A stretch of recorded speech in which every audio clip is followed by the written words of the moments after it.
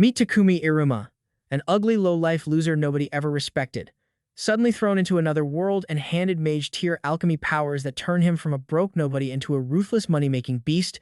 crafting deadly weapons, crushing enemies effortlessly, and flexing power like the world owes him everything. Takumi Iruma got pulled into his summoning spell completely by accident, finding himself standing in an entirely different world called Mildgard without a single clue about how it happened or how to get back. The goddess Nolan steps to him and lays it all out plainly. The Holy Empire of Cydonia had cast that spell to summon 3 heroes, and Takumi caught the blast as an unintended 4th target who was never supposed to be part of the equation. Since there was no way to send him home, she hooks him up with magical abilities and places him in a remote corner of the kingdom of Barcula so he could start building a new life on his own terms.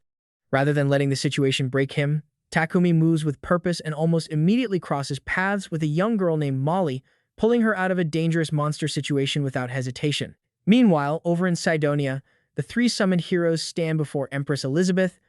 and one of them named Akane receives a blessing of revelation directly from Nolan that puts her firmly on notice that Elizabeth is someone who cannot be trusted under any circumstances.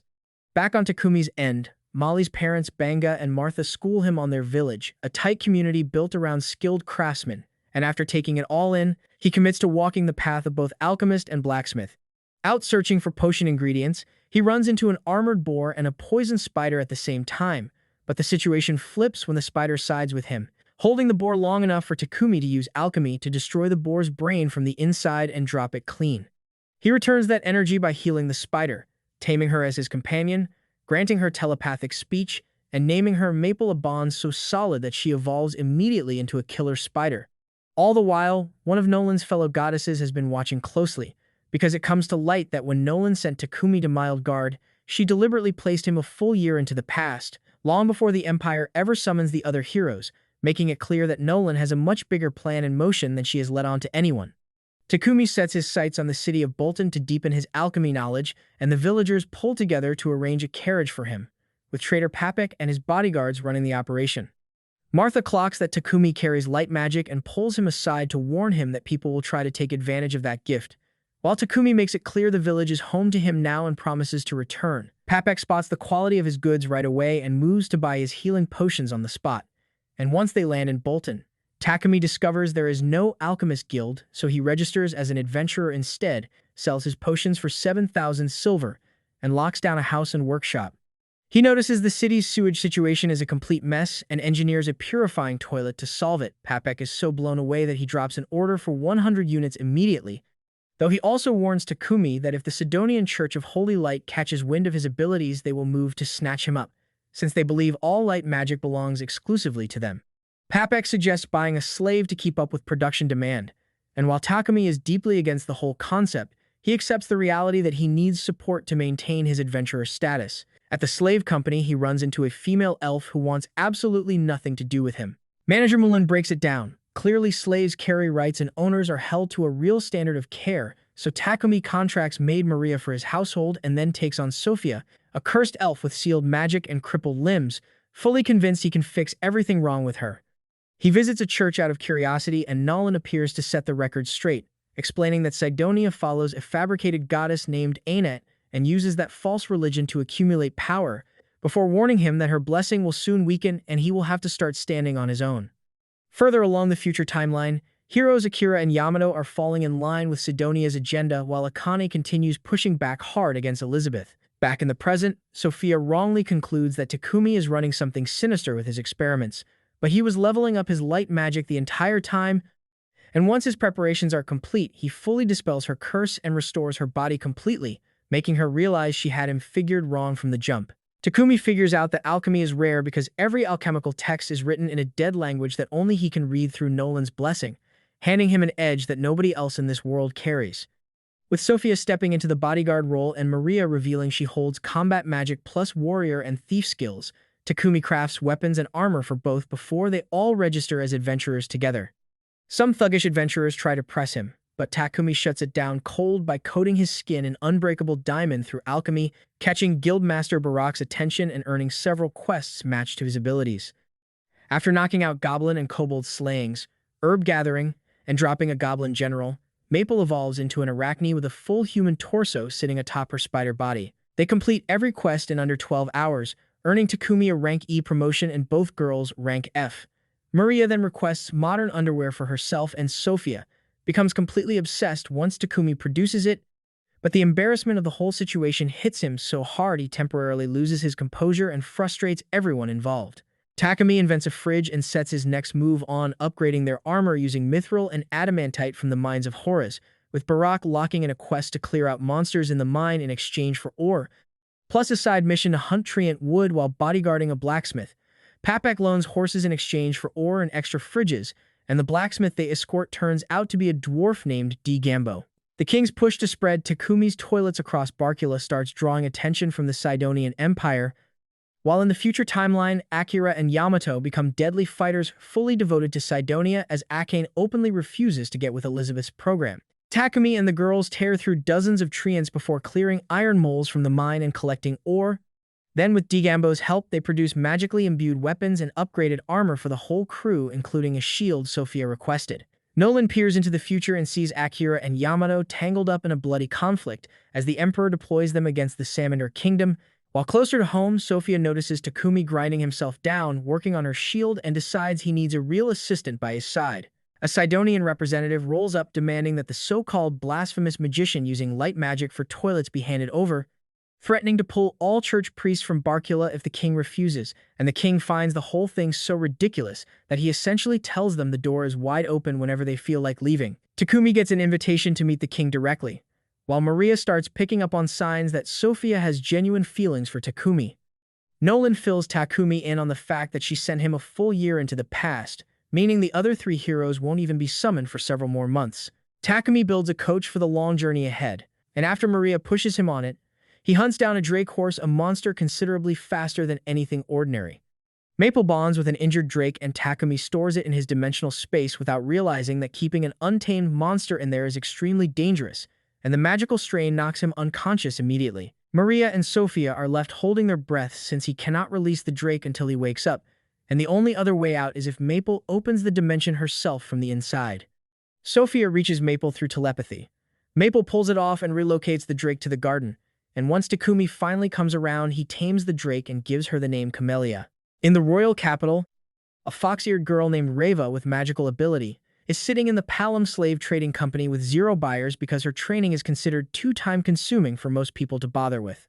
Takumi finishes their coach and enchants it with spatial expansion, so the inside is fully equipped with bedrooms, a kitchen, and a toilet, making it a whole operation on wheels. Marquis Godwin moves to tighten his protection around Takumi from outside threats, with Sidonia being the main concern on everyone's radar.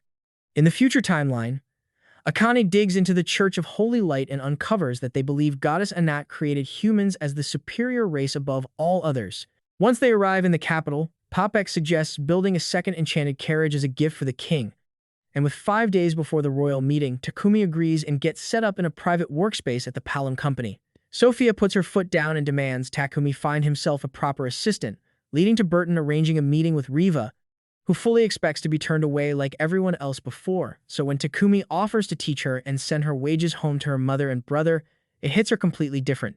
Back in Sidonia, the Emperor is furious that Barkula's king has brushed off his demands, and Elizabeth steps in to cool him down, advising him to wait until the heroes are summoned before starting a war, and in the meantime, plants a rumor about a craftsman disrespecting the church so their believers can track Takumi down for them. King Lobos Barkula casually introduces himself to a caught-off-guard Takumi hours before the official ceremony, keeping things low-key while making it clear he genuinely respects what Takumi has been building. Lobos expresses regret that he cannot grant Takumi a noble rank without exposing his identity to Sidonia, so he keeps things quiet to protect him. Elizabeth's spies get their hands on one of Takumi's sewer purification devices, and she immediately dispatches men to Bolton to eliminate whoever is responsible for making them. Reva registers as an adventurer, and the guild reminds Takumi his party needs a name, while Barak steps up and begins putting Takumi through combat training to sharpen him up. In the future, Akane grows increasingly unsettled by the church's ideology and starts worrying about what an organization like that actually wants from her, Akira, and Yamato. Takumi crafts Reva a staff made from mithril and treant wood before Barak assigns the crew a 4-day escort quest to Kilbis village, where Takumi discovers milk, cheese, And the fact that Samandar Kingdom produces rice and the wave of nostalgia for his old life in Japan hits him so unexpectedly that it inspires him to name the party wings of Nolan on the spot. Back in Bolton, assassins hit them with paralysis poison, but Takumi's resistance skill and Barak's training make short work of them, and Barak pushes Takumi to bring Marquis Godwin into the loop immediately so the situation can be handled properly. The assassins are confirmed to be Sidonia's Divine Light Squadron, and fortunately Godwin, the Church of Creation, and the Adventurers Guild all align quickly on making Takumi's safety their top priority without hesitation. Takumi gets to work on a barrier device to lock down their home while the girls push hard for adding a female warrior to the party for extra coverage on quests, and Takumi begins experimenting with golem creation as another layer of defense. After losing his squad, the Emperor decides to pull back from Takumi temporarily and redirect his focus towards summoning the heroes in 3 months. Since building a golem from scratch proves difficult, Maple cuts through the problem and suggests Takumi simply tame a wild one, leading him straight to an iron golem that turns out to be guarding a temple dedicated to Nolan, making it friendly to him immediately and allowing him to tame it without a single fight, naming it Titan. Further along in the future timeline, Akira and Yamato have become arrogant and cruel, while Akane wants absolutely nothing to do with either of them. Titan gets outfitted with an adamantine and mithril body, the ability to speak, and a second, much larger emergency form, while Nolan sits with the growing concern that the devotion of the Church of Divine Light's followers could cause the false goddess Anat to actually manifest as a real and dangerous entity, making her hope that Takumi grows powerful enough to end Sidonia's war before that becomes everyone's problem. A village south of Bolton gets abandoned after corrupt nobles force the residents out, leaving a young woman named Manny especially bitter since that same poverty played a direct role in her husband's death. Godwin moves to resettle them on undeveloped land overrun with monsters and tasks, Takumi with building a village from the ground up, and through a combination of alchemy and his crew's magic, Takumi raises a fully fortified town near solid farmland and a water source in just 10 days. The refugees arrive expecting to be dumped somewhere dangerous as a way of getting rid of them, so walking into a complete town with a castle and soldier barracks to protect them leaves them genuinely speechless. Manny refuses to trust Takumi and after being rude to him decides to leave entirely, convinced he will eventually throw her out for disrespecting him until monsters attack and she finds herself trapped outside the wall, forcing Takumi to pull her out of the situation without hesitation. That act makes her see his generosity as real, and she accepts his offer to stay on as his maid. Godwin is satisfied with the outcome but also makes clear the town's location is no coincidence, sitting right on Sidonia's border strategically. The Emperor is furious when he realizes what Barkula just placed next to his territory, and then Elizabeth announces her summoning spell is ready, and at that exact moment, a pulse of unnatural magic rolls through the town, and Takumi understands immediately that a full year has passed since he arrived, meaning Sidonia has just summoned the 3 heroes. 3 months after the hero summoning, Takumi's town has expanded enough to earn a name Wedgefort, and the heroes have begun moving through other kingdoms, putting the Church of Creation's followers on edge everywhere they go. Papek brings Takumi on to escort the heroes to the royal capital Bakulados, where Akane's blessing of revelation pulls her towards something she needs in that city. Things go sideways fast when Akira and Yamato barge into the Bakulados Guild and casually attempt to purchase Manny and Sophia like it's nothing, only for Takumi to shut that down completely, then destroy Akira's sword and drop Yamato when they charge at him, sending the heroes off with nothing but a promise of revenge. Akan recognizes Takumi as exactly what she has been searching for and slips away to his hotel with her loyal slave Lulu, where Takumi comes clean about being the accidental 4th hero sent a year into the past by Nolan. Akane pieces together that Sidonia only summoned heroes to prop up Anat's legitimacy and build a following before declaring war, and she shares her belief that Akira and Yamato's personalities only flipped because they were drugged, something she avoided through purification magic. Takumi removes Lulu's slave collar at Akane's request, cancels all his slave contracts so everyone stays with him by genuine choice, and informs King Lobos about everything that went down.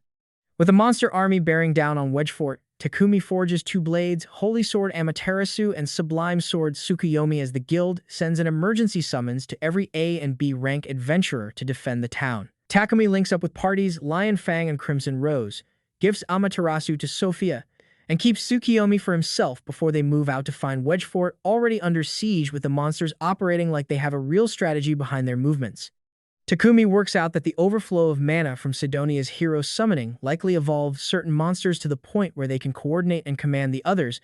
while the Emperor sits back pleased at the chaos and sends the heroes to cut off Samandar Kingdom from sending any aid to Barkula.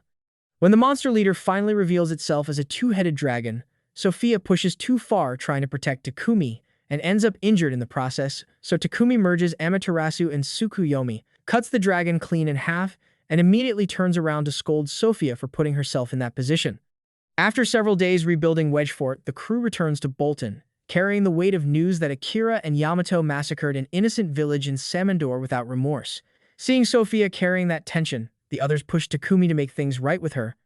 And after he apologizes, the moment almost shifts into something more between them before Akane kills the mood completely by walking in without reading the room. Akane locks in her resolve to stop the heroes the next time their paths cross, while Takumi speaks with Nolan directly and makes it clear he will fight for everything he cares about and finally delivers the sweets she had been asking for. Nolan carries the quiet weight of knowing the road ahead will not be easy for him, but holds onto the belief that it will all be worth it once he becomes the greatest living alchemist and pulls the world back from the edge.